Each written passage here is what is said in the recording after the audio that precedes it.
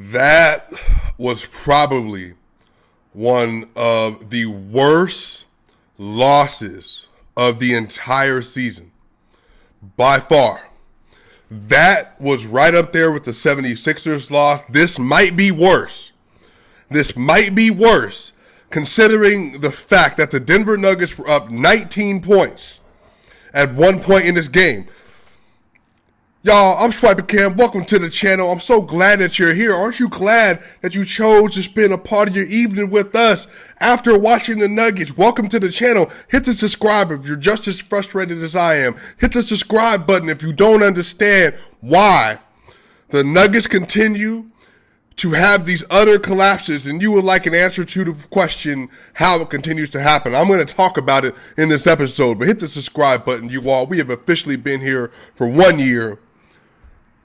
But we can't even talk about that right now because the Nuggets literally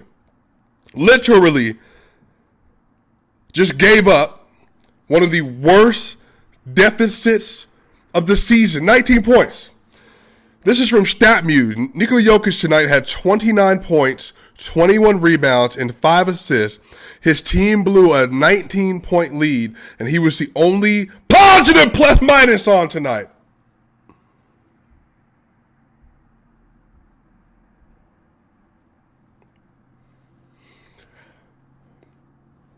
No one else in the whole second half stepped up or showed up.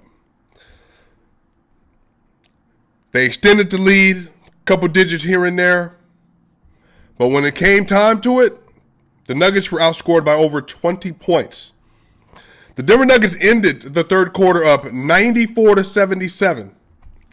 The Denver Nuggets lost the game 115-107, which means they scored a total of 13 points. 13, and gave up almost 40 points, 38 points. They scored 13, gave up 38 points. The MVP had 29, 21, and 5, and you lost. Will Barton did nothing in the fourth quarter. Monte Morris did nothing in the fourth quarter. Jeff Green did nothing in the fourth quarter. Vlatko Cancar didn't play. Facu Campazzo did nothing in the fourth quarter. Austin Rivers did nothing in the fourth quarter. Zeke Naji did nothing in the fourth quarter. Bones Highland did nothing in the fourth quarter. Jermichael Green did nothing. This is the season we are in, y'all. I understand. Everybody is playing out of position. There's no Jamal Murray. There was no Aaron Gordon tonight. There's no Michael Porter Jr. Will Barton has been dinged up. I get it. But you're up 19 points, man. You're up 17 points in the third quarter. And here's the thing, you all. Lean into this. The Charlotte Hornets played one starter. Won the entire fourth quarter. The Charlotte Hornets made a substitution in the third quarter. Ish Smith came in the game, and it was a wrap. I put something out on Twitter today jokingly and said that the Denver Nuggets fully healthy with Michael Porter Jr., Jamal Murray, Will Barton, Aaron Gordon, Nikola Jokic, they actually might lose to a starting lineup of Ish Smith, Davis Bertans, Harrison Barnes, and Rashawn Holmes. And honestly, you can put almost anybody else in that 2 spot you want. You could put Bogey there, whoever, because they can't guard those players. Ish Smith just absolutely went off. Here, listen to this. Gordon Hayward, the starter for the Charlotte Hornets. Gordon Hayward, -8. Miles Bridges, -14. LaMelo Ball, -1. Mason Plumlee, -8. But look at this. Ish Smith with a +27. PJ Washington, a +12. Jaden McDaniels, a +13, and Kelly Oubre, who gave it to Facu, Barton, Morris, Bones, 23 points and 4 rebounds and an assist. A +6 tonight. What are we doing? And again, man, MVP shot 34 shots tonight because he came out and trying to make a point. He shot like 11, 12 shots in the first quarter and just kept going from there. You know, we got benched the whole fourth quarter. He only played 35 minutes tonight. Didn't shoot well. 13 of 34. 1 of 6 from the three. 2 of 3 from the free throw. Missed a 3-pointer that could have put him back behind 3 towards the end of the game. But he was a +2 tonight, man. He was a +17 when Jokic checked back into the game. I believe he was a +17.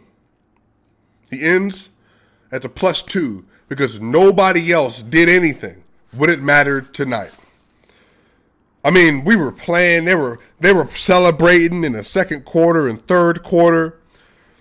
The Denver Nuggets, they were up 65-52. They gave up 30. They scored 39 points in the second quarter. Only gave up 25 points. They were up 94-77 at the end of 3, and then they lose by 8 points because everybody else didn't do anything. Very frustrating. Now they're 15-16, falling beneath 500. Now they're tied for the 8th seed, a half game out of the 9th seed. They were just in the 4th seed, the 5th seed rather. They are now a game and a half out of the 5th seed. And again, completely controllable scenario. Beat OKC, beat Charlotte.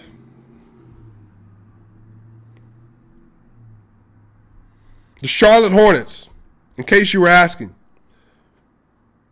are 16-17. They have lost 3 straight. The OKC Thunder, in case you were asking, are 11-19. And the Denver Nuggets have managed to lose to both of those teams to a combined 22 points in the last 2 games on a back-to-back. What are you doing? I'm so deeply frustrated because I'm all the way understanding if you just get beat because you don't have the dogs or because the other team played very well or because you're injured, whatever. But don't get up 19 points to a much inferior team. Don't get up 19 points, get up 17 points at the end of the third, and then lose a game by 8 points because you all just stopped knowing how to play basketball. And I'm saying in the fourth quarter, when Jokic got back in about 7 minutes left, I think 5 or 6 possessions I can remember off the top of my head. Will Barton didn't give him the ball in the post. Jeff Green couldn't give him the ball in the post. Facundo Campazzo couldn't give him the ball in the post. Austin Rivers did not give him the ball in the post. And almost every single time it led to a missed basket. And the worst was when Will Barton didn't give him the ball because he felt like it would have been a contested entry pass. He drives, misses a floater, and gives up the 3 on the other end. It's so beyond frustrating. I get it. If you listen to D-Line at all, he says the Nuggets are in a kind of a purgatory, meaning that we're in a season before the season. Because until Jamal Murray gets back, it's not the real season. I get it.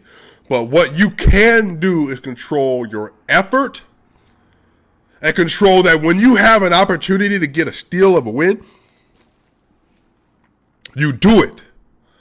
Because you have to do it. Because you don't have margin of error. Because you are not fully healthy. It's unbelievable. You lost to the OKC Thunder. You were just in the 5th place, and you lost to the OKC Thunder and Charlotte Hornets. Completely winnable games.